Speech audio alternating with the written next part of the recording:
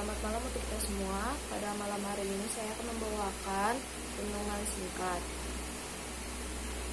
Sebelum saya membawakan renungan singkat, mari kita baca dalam Injil Matius 26 ayat 41. Beginilah bunyi firman Tuhan. Berjaga-jagalah dan berdoalah, supaya kamu jangan jatuh ke dalam pencobaan. Roh memang penurut, tetapi daging lemah. Mari kita bersatu dalam doa. Bapa kami yang berada di kerajaan surga, sekarang kami ingin mendengarkan sedikit dari firman-Mu. Berkatilah firman-Mu ini bisa menjadi pedoman dalam kehidupan kami sehari-hari. Dan Bapa, berikan kami kebenaran kabar surga, supaya kami bisa duduk diam mendengarkan firman-Mu. Dalam nama-Mu kami berdoa dan mengucap syukur. Amin. Cerita singkat. Renungan ini bercerita kalau pertolongan Tuhan selalu tepat waktu, sesuai dengan waktu Tuhan, bukan waktu kita. Judulnya adalah Pertolongan Tuhan Tidak Pernah Terlambat. Menjadi pembacaan untuk tema renungan ini dari Yohanes 11 ayat 1 sampai 32. Firman Tuhan dalam Injil Yohanes 11 ayat 6.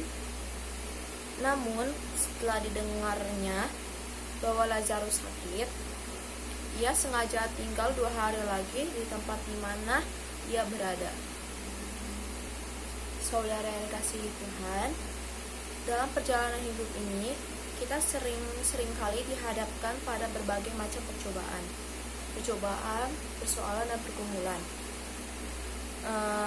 Respon kita terhadap persoalan dan bermacam-macam umumnya, kita gampang kecewa, putus asa, dan lain sebagainya. Karena kita merasa bahwa pertolongan dari Tuhan itu tidak tepat waktu, atau seperti yang kita harapkan.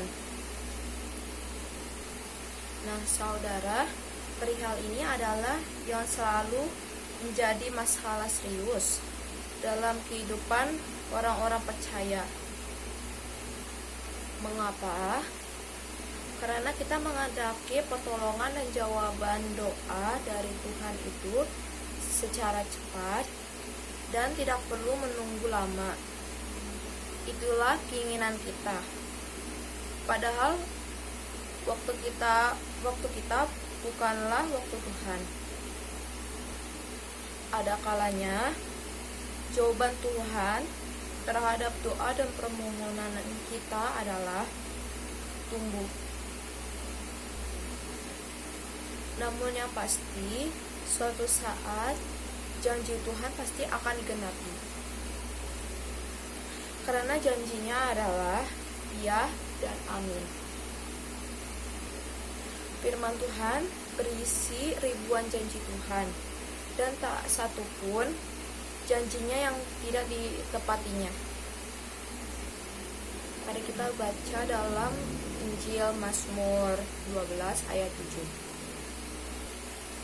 Firman Tuhan menyatakan, janji Tuhan adalah janji yang murni, bagaikan perak yang teruji 7 kali dimurnikan dalam dapur peleburan di tanah.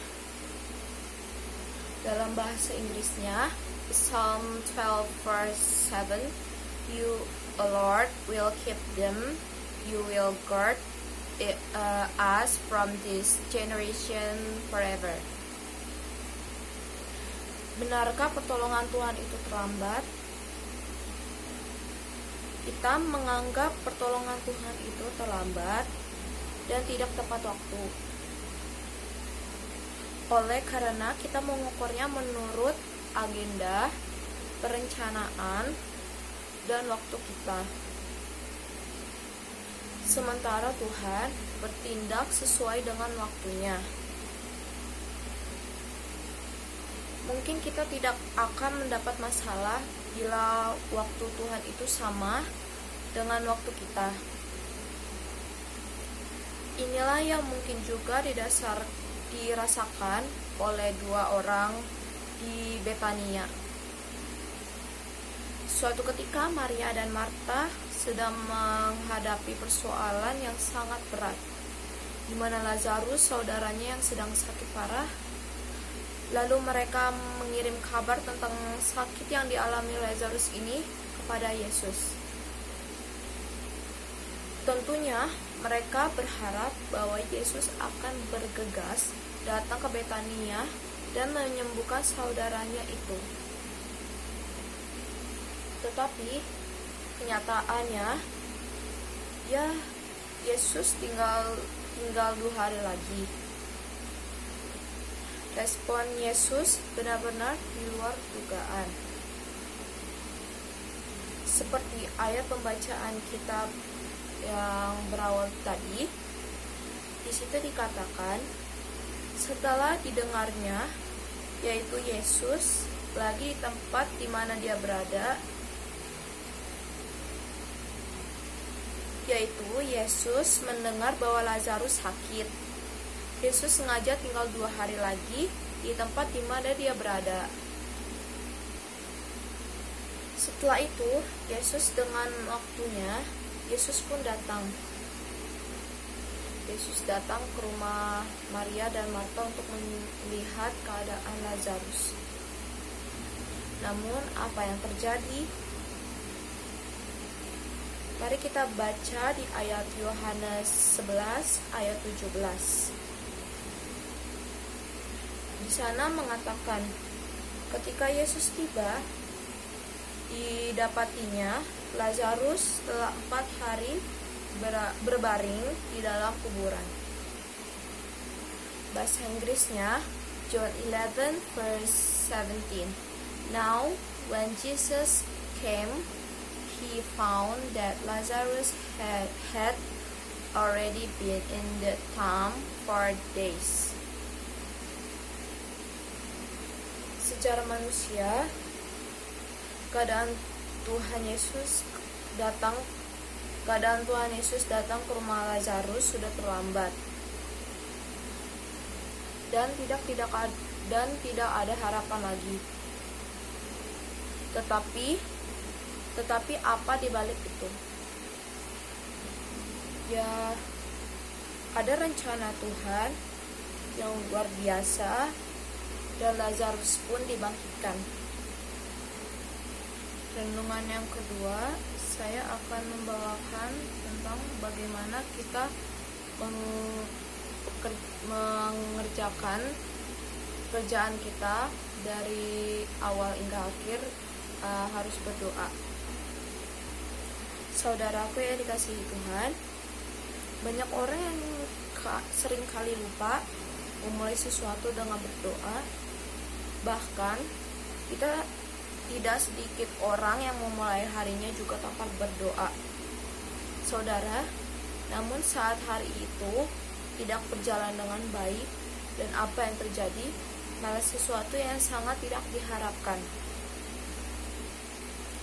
Tidak sedikit dari mereka yang malah komplain, mengeluh, dan malah menyalahkan Tuhan atas keadaan mereka. Saudaraku, saya mengatakan bahwa Tuhan mengasihi kita, anak-anaknya, bahwa kita ini berharga di mata Tuhan.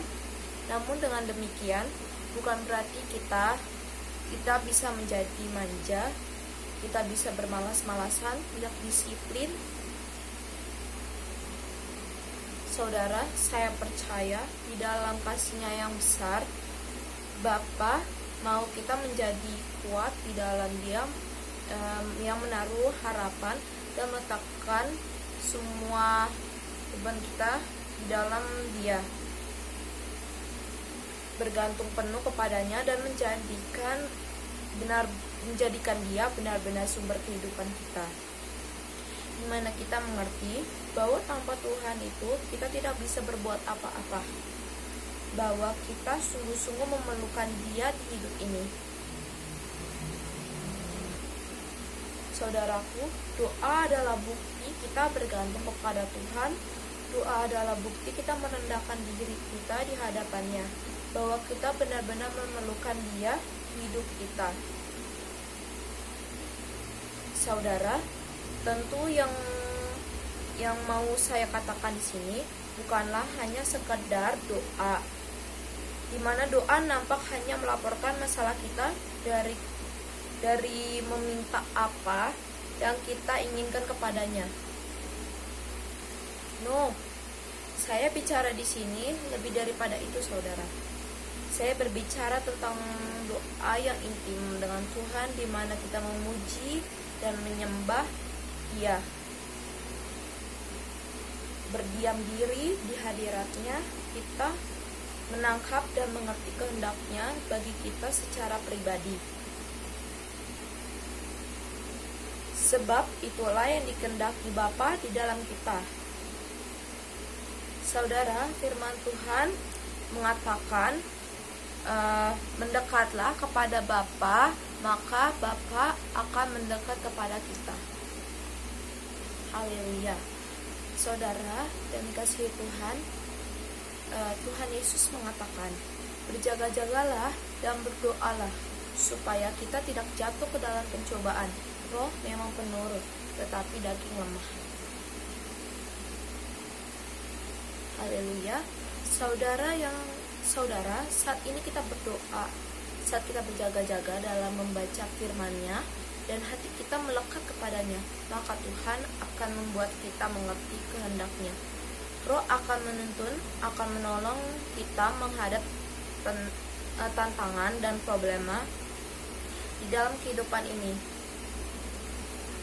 Damai sejahtera dan sukacita Tuhan pun, saudara, kita bisa alami. Bahkan di tengah-tengah keadaan yang sukar sekalipun. Sebab kenapa? Sebab Tuhan yang bersama-sama dengan kita. Haleluya. Mari kita bersatu dalam doa. Bapa kami yang menetap di kerajaan surga, sekarang kami sudah selesai mendengarkan firman-Mu. Berkatilah firman-Mu ini bisa tertanam dalam kehidupan kami sehari-hari. Berkatilah juga kepada mereka yang sedang sakit atau mengalami problema. Berkatilah Tuhan supaya mereka yang sakit bisa cepat sembuh. Dalam nama-Mu kami berdoa dan mengucap syukur. Terima kasih Bapa yang baik. Amin. Dan Yesus memberkati. God bless you.